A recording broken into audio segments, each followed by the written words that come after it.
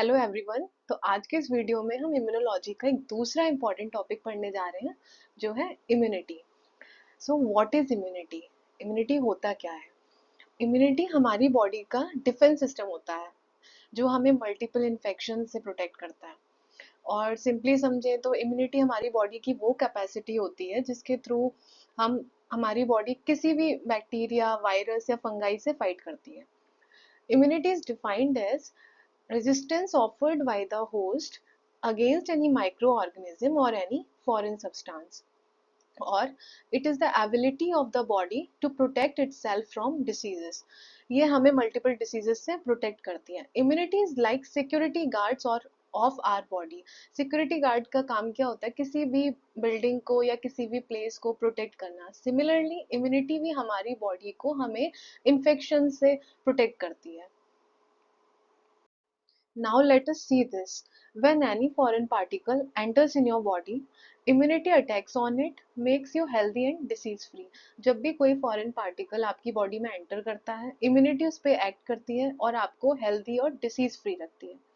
जिनकी immunity strong होती है वो हेल्दी लाइफ स्पेंड करते हैं। जिनकी इम्यूनिटी वीक होती है उनको रिपीटेड इन्फेक्शन होते रहते हैं। Actually immunity depends on multiple factors like age factor, nutrition, your lifestyle, health status। इन सभी चीजों पे इम्यूनिटी डिपेंड करती है। तो इम्यूनिटी वेरी करती है person to person. Now we understand what is the role of immunity in our body. Immunity का role क्या है हमारी बॉडी में? Protect against infection. Immunity help करती है बॉडी को बैक्टीरिया, वायरस, फंगाई, पैरासाइट इन सबसे फाइट करने में। Second is prevent frequent illness. Frequently या रिपीटेड इन्फेक्शन होने से हमें बचाती है। Third is recognise harmful substances. Immunity help करती है ये रिकॉग्नाइज करने में किसी भी एंटीजन को एज ए सेल्फ और non self. Remember past infection. कोई भी पास्ट में इन्फेक्शन हुआ होता है या वैक्सीनेशन हुआ होता है तो इम्यूनिटी उसको रिमेंबर करती है, याद रहता है। नेक्स्ट टाइम री एक्सपोजर होने पे उसके अगेंस्ट फास्टली एक्ट करती है। Second, next thing is helps in healing and recovery. Immune cells help करती है डैमेज टिश्यूज को हेल्प रिकवर होने में, हील होने में। Protect from serious diseases. Good immunity lowers the risk of severe infections and complications. Support overall health. Healthy immune system keeps the body balanced and functioning properly. Immunity defend करती है bacteria से, virus से, fungi से, parasite से। Immune cells जो होती हैं like WBC, macrophages, lymphocytes, ये एक इम्पॉर्टेंट रोल प्ले करती हैं किसी भी पैथोजन से फाइट करने में, उनको किल करने में।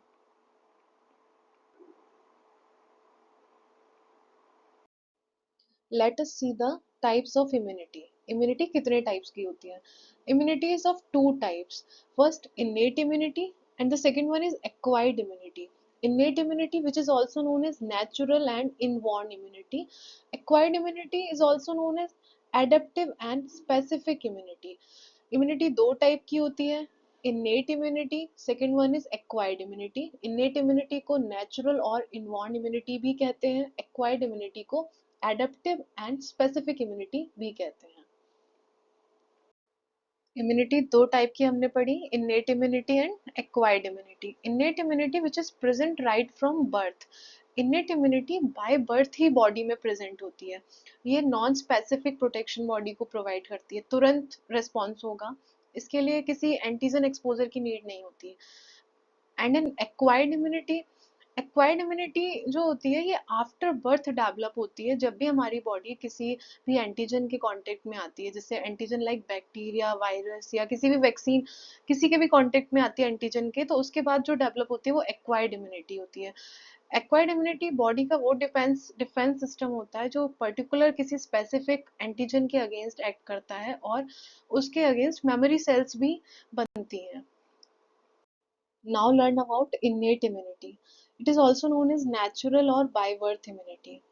It is the inborn resistance against infections that an individual possesses right from birth due to its genetic or constitutional makeup.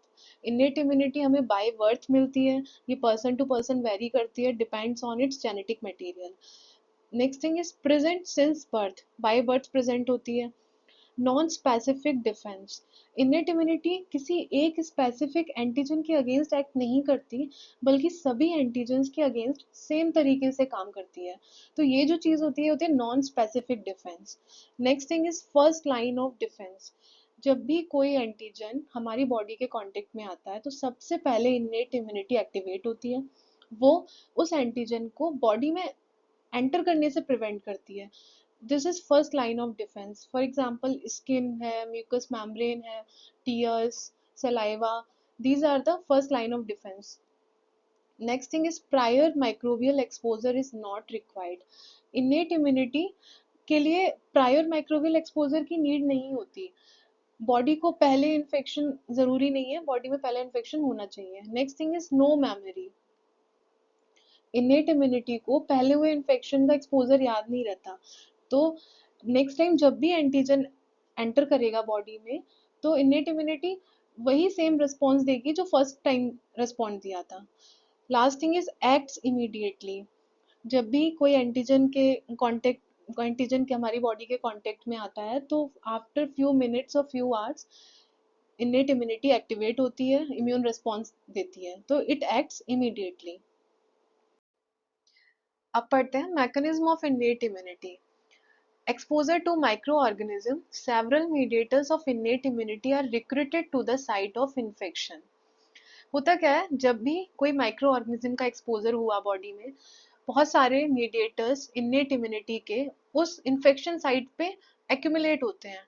Mediators क्या होते हैं? ये केमिकल्स होते हैं जो इम्यून रिस्पॉन्स को मीडिएट कराते हैं।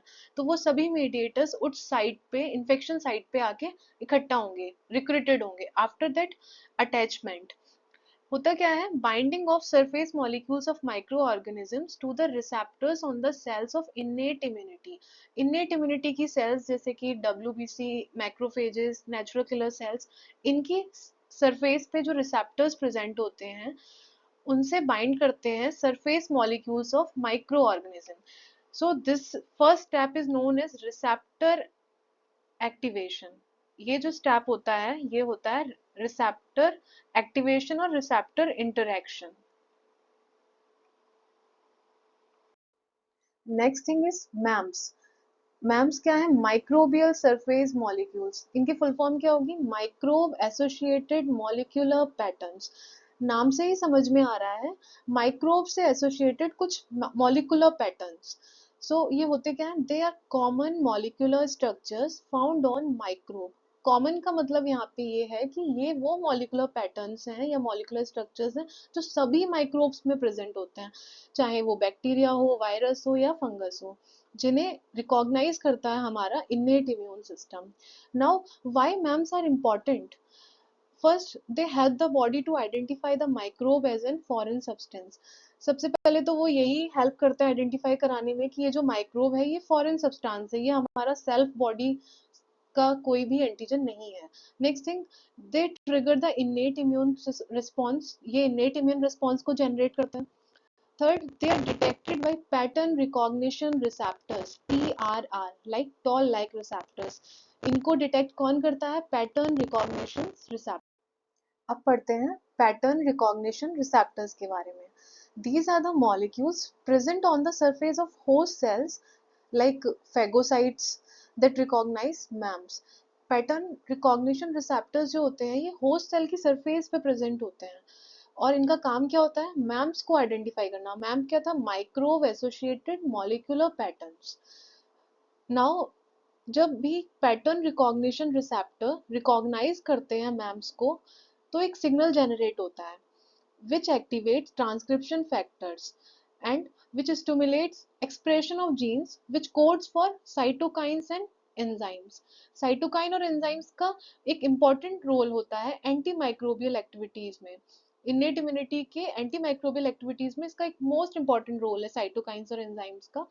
तो here is the whole mechanism how pattern recognition receptors recognize MAMs, then how cytokines and enzymes are encoded by. Now let us understand about components of innate immunity. Innate immunity work कैसे करता है? तो main components जो होते हैं वो है physical barriers, chemical barrier, cellular components, physiological components and soluble factors. अभी हम इन सभी को डिटेल में पढ़ते हैं। Physical barriers, physical barrier innate immunity के फर्स्ट लाइन ऑफ डिफेंस होते हैं। इनका काम किसी भी एंटीजन को बॉडी के अंदर एंट्री होने से रोकना होता है। तो जब भी कोई पैथोजन या माइक्रो बॉडी के कांटेक्ट में आता है तो फिजिकल बैरियर क्या करते हैं, उसको एंटर नहीं होने देते बॉडी में। फिजिकल बैरियर में क्या क्या आएगा, skin, mucous membrane, cilia of respiratory tract. Overall physical barrier prevent entry of micro organism. दूसरा काम क्या होता है इनका, ये मैकेनिकल प्रोटेक्शन प्रोवाइड करते हैं बॉडी को, एक स्ट्रॉन्ग लेयर बनाकर रखते हैं बॉडी में। Third thing is trap micro organism, just like mucus membrane, ये माइक्रो ऑर्गेनिज्म को ट्रैप करते हैं और उस माइक्रो ऑर्गेनिज्म को बॉडी में एंटर होने से रोकते हैं। वॉश आउट माइक्रोब, किसी भी माइक्रोब को जैसे टीयर्स है, सलाइवा है, ये माइक्रोब को वॉश आउट कर देते हैं तो बॉडी में एंटर नहीं होते। So these are the physical barriers.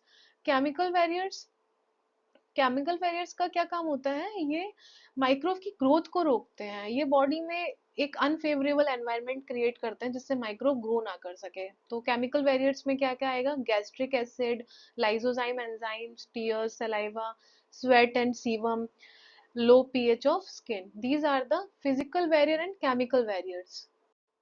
Cellular components, cellular components क्या क्या होते हैं इन्नेट इम्यून रिस्पॉन्स में। इन्नेट इम्यून सेल्स जो होती हैं वो सेलुलर कंपोनेंट्स में आती हैं, जो रिस्पॉन्सिबल होती है इन्नेट इम्यून रिस्पॉन्स के लिए, जैसे कि neutrophils, macrophages, mast cells, dendritic cells and natural killer sales.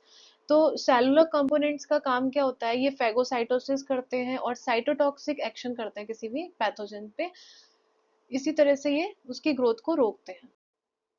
Physiological responses, physiological responses innate immunity का सेकेंड लाइन ऑफ डिफेंस का पार्ट होता है। ये बॉडी की इंटरनल मैकेनिज्म्स होती हैं जो इन्फेक्शन के टाइम एक्टिवेट होते हैं और पैथोजन को एलिमिनेट करने में हेल्पफुल होती हैं।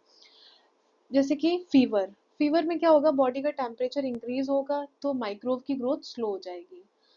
इन्फ्लेमेशन, इन्फ्लेमेशन में क्या होगा, at the site of pathogen entry all immune cells are accumulated and they help in tissue repair. This is inflammation.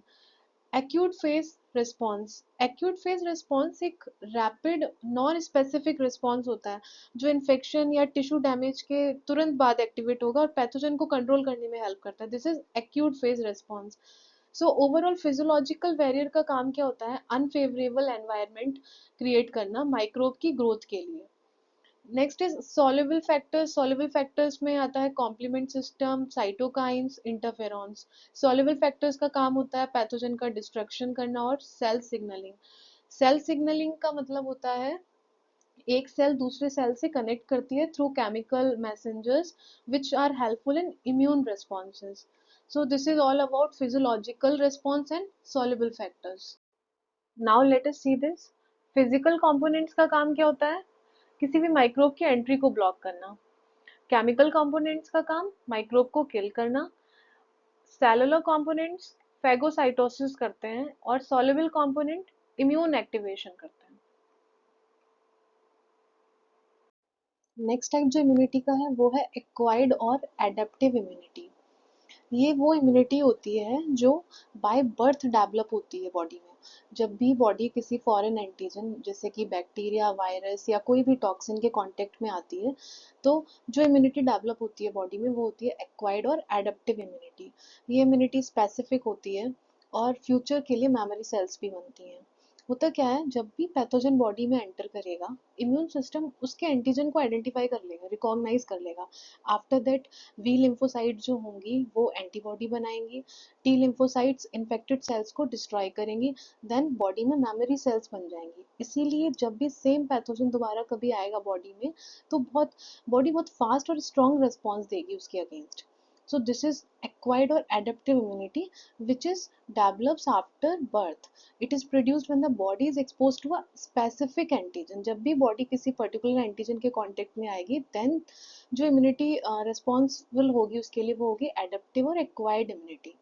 Third is it provide specific and long term protection. Acquired immunity हमें long term protection दे रही है, but इनेट immunity में ऐसा नहीं था, वो just for the short term period, और वहां पे मेमोरी सेल्स भी नहीं बनती है। की features of acquired immunity, acquired immunity से रिलेटेड कुछ की फीचर्स हैं, उन्हें हम यहाँ पे देखते हैं। तो सबसे पहले स्पेसिफिक फॉर ईच एंटीजन। इसका मतलब क्या होता है कि हर एंटीजन के लिए अलग अलग इम्यून रिस्पॉन्स होता है। एंटीजन कोई भी हो, फॉरेन सब्सटेंस जैसे कि bacteria, virus, toxin, acquired immunity body में एक्वायर्ड इम्यूनिटी हर एंटीजन को अलग अलग पहचानती है। एक एंटीजन के लिए जो एंटीबॉडी बनती है वो सिर्फ उसी एंटीजन पे काम करती है। फॉर एग्जाम्पल, अगर बॉडी ने चिकन पॉक्स वायरस को देखा तो उसके अगेंस्ट स्पेसिफिक एंटीबॉडी बन जाएंगी, वही सेम एंटीबॉडीज टाइफाइड बैक्टीरिया पे काम नहीं करेंगे। सो this is specific for each antigen. Okay, next thing is has immunological memory present. इसका क्या मतलब होता है कि इम्यून सिस्टम को ना याद रहता है कौन सा पैथोजन पहले अटैक कर चुका है। अगर हम इजीली समझें, जब भी एंटीजन सपोज बैक्टीरिया, वायरस पहली बार बॉडी में आता है तो क्या होगा, स्लो रिस्पॉन्स बॉडी देगी, एंटीबॉडीज बनेंगी, मेमोरी वी सेल्स और मेमोरी टी सेल्स फॉर्म हो जाएंगे। उसके बाद ये सेल्स ना रिकॉर्ड बना लेती है उस एंटीजन का बॉडी में। जब वही एंटीजन दोबारा आएगा तो इम्यून सिस्टम उसको पहचान लेगा और बहुत फास्ट और स्ट्रॉन्ग रिस्पॉन्स देगा, ज़्यादा से ज़्यादा एंटीबॉडीज बनाएगा। या तो उस पर्सन को डिसीज होगी या तो बहुत माइल्ड होगी। ओके, नेक्स्ट थिंग, अगर एग्जांपल इसका समझे तो सपोज एक बार किसी पर्सन को चिकन पॉक्स हो गया, बॉडी में उसके वायरस को आइडेंटिफाई कर लिया, तो नेक्स्ट टाइम चिकन पॉक्स होने के चांसेस मिनिमम हो जाएंगे। बट इन्नेट इम्यूनिटी में ऐसा नहीं होता, क्योंकि वहाँ मेमोरी नहीं होती, तो हर बार सेम ही रिस्पॉन्स होता है। उसके बाद है distinguish between self and non self. इसका क्या मतलब है, इसका मतलब ये होता है कि एक्वायर्ड इम्यूनिटी का रिस्पॉन्स तुरंत नहीं होता, एंटीजन के कांटेक्ट के बाद इम्यून रिस्पॉन्स डेवलप होता है, कुछ दिन लगता है इम्यून रिस्पॉन्स डेवलप होने में। इम्यून सिस्टम रिकॉग्नाइज करेगा एंटीजन को, लिम्फोसाइट्स को एक्टिवेट करेगा, एंटीबॉडीज बनाएगा। तो ये जो पूरा टाइम होता है, इसमें टाइम लगता है, इसलिए response occurs in days. But innate immunity minute से हावर्स में कंप्लीट हो जाता है, एक्वायर्ड इम्यूनिटी में दिन लगते हैं। It happens in days, specially first exposure में ऐसा होता है, नेक्स्ट एक्सपोजर में, री एक्सपोजर में तो बहुत स्ट्रॉन्ग और फास्ट रिस्पॉन्स आएगा। उसके बाद है distinguish between self and non self. Self का मतलब होता है बॉडी अपने सेल्स, अपने टिश्यूज और अपने मॉलिक्यूल्स को आइडेंटिफाई कर लेता है, ठीक है। इम्यून सिस्टम जो होता है हमारा, वो बाय बर्थ से ही सीख लेता है कि कौन से सेल्स अपने हैं, इन पर अटैक नहीं करना है। ये जो पहचान होती है ना, ये जेनेटिक मार्कर्स की वजह से होती है, वो मार्कर्स जैसे कि एमएससी मॉलिक्यूल्स की वजह से होती है।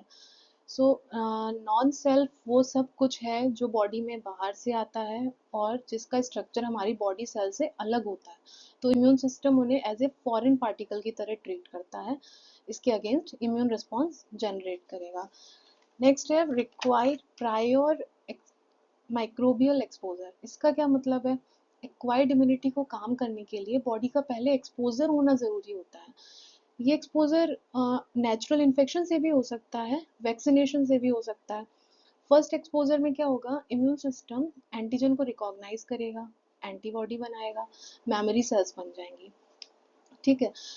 फर्स्ट एक्सपोजर जो होगा उसमें स्लो होगा, वो डेज में होगा। सेकेंड एक्सपोजर रिस्पॉन्स फास्ट होगा, स्ट्रॉन्ग होगा। वाई? बिकॉज मेमोरी बन चुकी है। So this is required prior microbial exposure. And the last thing is mediator T cells and B cells. जिस तरह से इनेट इम्यूनिटी को मीडिएट करने के लिए इम्यून सेल्स रिस्पॉन्सिबल थी, like natural killer sales, macrophages, उसी तरह से एक्वायर्ड इम्यूनिटी को मीडिएट करने के लिए जो नीडेड होता है वो है T lymphocyte cells and B lymphocyte. These are responsible for acquired immunity. Now the next thing is cells involve in acquired immunity. जैसे हमने पढ़ा था, इनेट इम्यूनिटी की जो सेल्स होती है वो कौन सी होती है, macrophages, dendritic sales, natural killer sales. उसी तरह से एक्वायर्ड इम्यूनिटी को जो सेल्स मीडिएट करती हैं वो होती हैं B lymphocyte, T lymphocytes and B lymphocytes. These are the chief mediators of acquired immunity. B cells का काम एंटीबॉडीज बनाना होता है। जब भी एंटीजन बॉडी में एंटर करेगा, बी सेल उस एंटीजन को रिकॉग्नाइज करती हैं।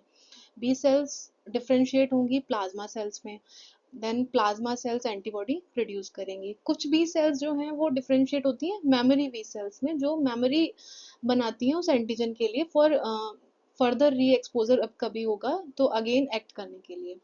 एंटीबॉडीज जो होती हैं वो बैक्टीरिया वायरस और टॉक्सिन को न्यूट्रलाइज करती हैं। Second thing is T cells. T cells जो होती हैं वो सेल मीडिएटेड इम्यूनिटी प्रोवाइड करती हैं। अब टी सेल्स में कौन कौन सी सेल इन्वॉल्व होती हैं, जैसे कि हेल्पर टी सेल CD4+। तो हेल्पर टी सेल क्या करती है, ये साइटोकाइन रिलीज करेंगे। Cytokines B cell, cytotoxic T cells और मैक्रोफेजेस को एक्टिवेट करती हैं। तो ये काम होता है हेल्पर टी सेल्स का। दूसरी जो सेल्स होती हैं वो होती है cytotoxic T sales CD8+। Virus infected और कैंसर सेल्स को ये डायरेक्टली डिस्ट्रॉय करती हैं, cytotoxic T sales. Third is regulatory T cells. Regulatory T cells जो होती हैं ये इम्यून रिस्पॉन्स को कंट्रोल करती हैं, बॉडी के अपने सेल्स पर अटैक होने से ये बचाती हैं। तो कुछ टी सेल्स भी मेमोरी टी सेल्स बन जाती हैं। तो इसी तरह से टी लिम्फोसाइट्स और बी लिम्फोसाइट्स एक्वायर्ड इम्यूनिटी को मीडिएट करते हैं। अदर मीडिएटर्स में क्या आएंगे, classical complement pathway. Complement pathway जो होता है वो 3 टाइप से होता है। First classical complement pathway, alternate pathway, lectins pathway. तो इसमें जो मीडिएटर है वो कौन सा है, क्लासिकल कॉम्प्लीमेंट पाथवे। और क्या इन्वॉल्व होगा, एंटीजन प्रेजेंटिंग सेल्स होंगी, साइटोकाइंस का रोल होगा। अदर सपोर्टिंग सेल्स में आते हैं macrophages and dendritic sales. Macrophages और डेंड्राइटिक सेल्स जो होती हैं ये ब्रिज फॉर्म करती हैं between innate immunity and acquired immunity. That means ये दोनों इम्यूनिटी में एक इम्पॉर्टेंट रोल प्ले करती हैं। Now here we understand the mechanism of acquired immunity. Acquired immunity किस तरह से, पूरा मैकेनिज्म क्या है, कैसे इम्यून रिस्पॉन्स जनरेट होता है, वो यहाँ देखते हैं। सबसे पहले एंटीजन एंटर्स बॉडी। जैसे ही एंटीजन बॉडी में एंटर करेगा, antigen recognized as non self. Non self क्या बताया था, कि कोई भी ऐसी सेल्स जो हमारी बॉडी की सेल्स से उनके स्ट्रक्चर्स सिमिलर नहीं होते, तो उसको body as a foreign treat करती है। Then activation of lymphocytes, B cells and T cells जो होंगी वो एक्टिवेट हो जाएंगी, बिकॉज एंटीजन बॉडी में एंटर कर रहा है इसलिए। उसके बाद क्या होगा, इम्यून रिस्पॉन्स डेवलप होगा। बी सेल्स जो होंगी वो अपना एंटीबॉडी प्रोडक्शन करेंगी, T cells cell mediated response को इनिशिएट करेंगी, जिससे क्या होगा, डिस्ट्रक्शन ऑफ एंटीजन, एंटीजन को डिस्ट्रॉय कर दिया जाएगा। After that formation of memory cells, memory cells बन जाएंगी। मेमोरी सेल्स क्यों बन रही हैं, अगर री एक्सपोजर हो सेम एंटीजन का तो नेक्स्ट टाइम फास्टर और स्ट्रॉन्गर रेस्पॉन्स हो सके। That's why memory cells form होंगी। So this is the whole mechanism of acquired immunity. Now let us understand the types of acquired immunity. Acquired immunity is of two types. First active immunity and the second one is passive immunity. Active immunity तब develop होती है जब body खुद antibodies बनाती है किसी antigen के against, और it develops after any infection और vaccination. So this is active immunity. Passive immunity develops after receive antibodies from someone or someone else. That means passive immunity तब डेवलप होती है जब रेडीमेड एंटीबॉडीज बॉडी को मिलती हैं। कैसे मिलती हैं, थ्रू मदर टू बेबी और थ्रू एंटी सीरम और immunoglobulin injection. So this is passive immunity. Acquired immunity is of two types, active immunity and passive immunity. हमने पढ़ा एक्वायर्ड इम्यूनिटी टू टाइप्स की है, active immunity and passive immunity. Active immunity जो है वो भी two types में classified है। First naturally active immunity and the second is artificial active immunity. Natural active immunity क्या होता है, antibodies develop in response to infections. Means natural active immunity वो इम्यूनिटी होती है जो नेचुरली इन्फेक्शन होने के बाद डेवलप होती है, जब बॉडी खुद एंटीबॉडीज एंड मेमोरी सेल्स बनाती है। So this is natural active immunity. Artificial active immunity क्या होता है, antibodies develop in response to vaccination. Means artificial active immunity वो इम्यूनिटी होती है जो वैक्सीनेशन के थ्रू डेवलप होती है, जिसमें बॉडीज एंटीबॉडीज और मेमोरी सेल्स तो बनाती हैं बट विदाउट एक्चुअल किसी डिसीज या इन्फेक्शन के हुए। So this is artificial active immunity. Passive immunity भी दो पार्ट्स में, दो टाइप्स में क्लासिफाई है, naturally passive immunity and the second is artificial passive immunity. Natural passive immunity में क्या है, antibodies received from mothers through breast milk. Second artificial passive immunity में antibody received from a medicine, example gamma globulin infusion. अभी समझते हैं natural passive immunity क्या है। Passive natural immunity वो इम्यूनिटी होती है जो नेचुरली मदर से बेबी को मिलती है, जिसमें रेडीमेड एंटीबॉडीज ट्रांसफर होती हैं। कैसे मिलती है, प्लेसेंटा के थ्रू। मदर के प्लेसेंटा के थ्रू आईजीजी इम्यूनोग्लोबुलिन्स बेबी के ब्लड में ट्रांसफर होती हैं, एंड ब्रेस्ट मिल्क के थ्रू आईजीए इम्यूनोग्लोबुलिन्स मिलती है। So this is naturally passive immunity. Actually baby खुद एंटीबॉडीज नहीं बनाता, बल्कि डायरेक्टली मदर की एंटीबॉडीज को यूज करता है। होता क्या है, न्यूबॉर्न का जो इम्यून सिस्टम होता है वो वीक होता है। सो इनिशियल स्टेज में पैसिव नेचुरल इम्यूनिटी जो है वो बेबी को अर्ली लाइफ इन्फेक्शन से प्रोटेक्ट करती है। So this is all about passive natural immunity. Artificial passive immunity क्या होता है, आर्टिफिशियल पैसिव इम्यूनिटी वो इम्यूनिटी होती है जिसमें रेडीमेड एंटीबॉडीज को आर्टिफिशियली इंजेक्शन के थ्रू बॉडी में दिया जाता है। इसको कैसे देते हैं, पेशेंट को एंटी सीरम या इम्यूनोग्लोबुलिन के इंजेक्शन दिए जाते हैं, जिसमें प्री फॉर्म्ड एंटीबॉडीज होती हैं। बॉडी खुद एंटीबॉडी नहीं बनाती, इन प्री फॉर्म्ड एंटीबॉडीज का यूज करती है और इमीडिएट प्रोटेक्शन बॉडी को देती है। So this is type of active immunity and passive immunity के ये टाइप्स थे, naturally active immunity, artificial active immunity, passive natural immunity and artificial passive immunity.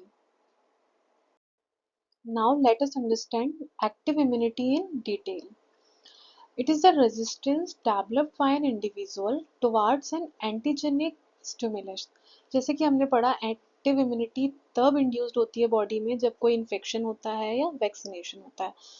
In active immunity, host immune system is actively involved in response to antigenic stimulus, leading to production of immunological active T cells, B cells, and produced specific antibodies. Active immunity में body produce करती है own antibodies. कब develop होगी, after any infection और vaccination. It gives long lasting immunity. memory cells are formed in active immunity. So this is about active immunity. जैसा कि हमने previously पढ़ा था, एक्टिव इम्यूनिटी टू टाइप की है, natural active immunity and artificial active immunity. Naturally active immunity कब develop होगी, किसी भी माइक्रोबियल इन्फेक्शन के बाद।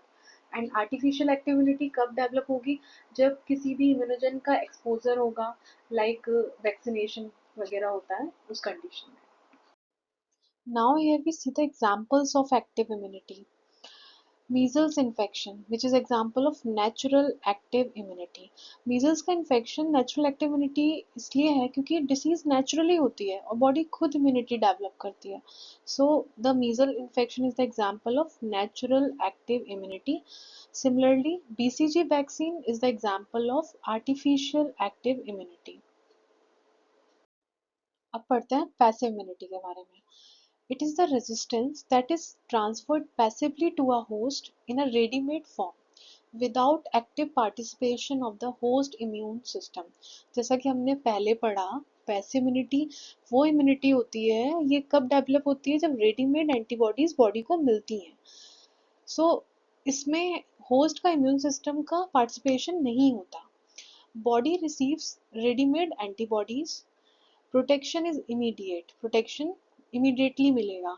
It gives short term immunity. But हमने एक्टिव इम्यूनिटी में पढ़ा, उसमें लॉन्ग टर्म इम्यूनिटी मिलती थी। No memory cells are formed in passive acquired immunity, but in active immunity memory cells are formed. So this is passive immunity.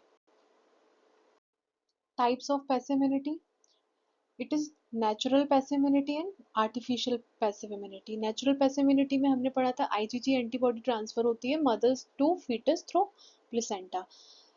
Next is artificial passive immunity, जिसमें readymade antibodies transfer होती हैं of, जैसे example for example rabies immunoglobulins. So this is natural passive immunity and artificial passive immunity. Next thing is role of passive immunity. Passive immunity का क्या role है, It gives immediate protection when body don't have time to produce its own antibodies. ये हमें immediate protection देता है. For example, rabies immunoglobulin after an animal bite. Second is protection in newborn. जैसे कि हमने पहले पढ़ा, इनिशियल स्टेज में न्यूबॉर्न का इम्यून सिस्टम वीक होता है, तो उनको अर्ली लाइफ इन्फेक्शन से बचाने के लिए ये प्रोटेक्ट करता है. कैसे? आईजीजी एंटीबॉडीज मदर से प्लेसेंटा के थ्रू बेबी में ट्रांसफर होती है. आईजीए एंटीबॉडी ब्रेस्ट मिल्क के थ्रू बेबी को मिलती है. Third is helpful for immuno compromise patients. Immuno compromise patients वो होते हैं जिनका इम्यून सिस्टम वीक होता है, उनको भी पैसिव हेल्प करता है जो एंटीबॉडीज नहीं बना सकते. So this is the role of passive. हमने पैसिव के बारे में पढ़ा, टाइप्स ऑफ पैसिव पढ़ा, रोल ऑफ पैसिव पढ़ा. अभी देखते हैं लिमिटेशंस ऑफ पैसिव क्या है. लिमिटेशंस में आता है protection is temporary. Protection temporary का क्या मतलब है कि पैसिव से मिलने वाली जो सेफ्टी है वो सिर्फ कुछ टाइम के लिए होती है, परमानेंट नहीं होती. पैसिव इम्यूनिटी में जो रेडीमेड एंटीबॉडीज मिलती हैं, बॉडी खुद एंटीबॉडीज नहीं बनाती, ना ही मेमोरी सेल्स बनाती है, तो दी हुई एंटीबॉडीज टाइम के साथ डिस्ट्रॉय हो जाती हैं. जब एंटीबॉडीज खत्म हो जाएंगी तो प्रोटेक्शन भी खत्म हो जाएगा. So protection is temporary. Next thing is no immunological memory is formed. Passive immunity में कोई भी इम्यूनोलॉजिकल मेमोरी फॉर्म नहीं होती. रिपीटेड डोजेस में बी रिक्वायर्ड. इसका मतलब क्या है? जैसा कि अभी हमने बोला, जब एंटीबॉडीज ही खत्म हो जाएंगे एक टाइम पीरियड के बाद तो प्रोटेक्शन भी खत्म हो जाएगा. So that's why repeated doses देने पड़ते हैं. So these are the limitations of passive immunity. Now innate immunity और एक्वायर्ड इम्यूनिटी को इस टेबल के थ्रू कंपेयर करके पढ़ते हैं. Innate immunity, which is present from birth. Acquired immunity develops after birth or acquired during his lifetime. Innate immunity में immune response कुछ minutes से hours में होता है, but acquired immunity में it occurs in days. Innate immunity में prior exposure होना चाहिए. Prior exposure is of antigen is not required, but in acquired immunity develops after the antigenic exposure. In innate immunity, immunological memory are absent, but in acquired immunity, immunological memories are present. Next thing is same response every time. It is not specific for antigen, but in acquired immunities, specific for antigen, so faster and stronger response occurs. Innate immunity में immune cells कौन सी involve होंगी? Neutrophils, macrophages, natural killer cells. And in acquired immunity में कौन सी cells इसको mediate करेंगी? B lymphocyte cell, T lymphocyte cells. These are the cells which mediate the acquired immunity. Next thing is host cell receptor of innate immunity called pattern recognition receptors are non-specific. But in acquired immunity, host cell receptors are specific. Example, T cell receptor and B cell immunoglobulin receptor. So by this table, we compare the innate immunity with acquired immunity. So by the help of this table, let us see the difference between active immunity and passive immunity. Active immunity produced actively by host immune system, but in passive immunity, it can be produced by transfer of ready-made antibodies. In active immunity, it is induced by infection, which is natural transfer, naturally. Second is vaccination, why? That is artificial way. In passive immunity, acquired, why? Mother to fetus IgG transfer, which is natural, and ready-made antibody transfer, which is artificial. Active immunity is long lasting, but passive immunity last for short time period. Immunological memory present in active immunity, but no immunological memory is present in passive immunity. Onset of protection in active immunity takes time to develop, but in passive immunity immediate action occurs. Example देखते हैं. Naturally active immunity का example है infection, जैसे कि measles का infection होता है. Artificial में जैसे कि वैक्सीनेशन दी जाती है, फॉर एग्जाम्पल बीसीजी वैक्सीन और DPT vaccine. Now see the example of passive immunity. इसमें नेचुरल पैसिव इम्यूनिटी में आएगा maternal antibodies IgA IgG. Second thing is artificial. Artificial antiserum or immunoglobulin transfer. Example, rabies IgG. is transferred to the patients. So friend, this is all about the immunity concept.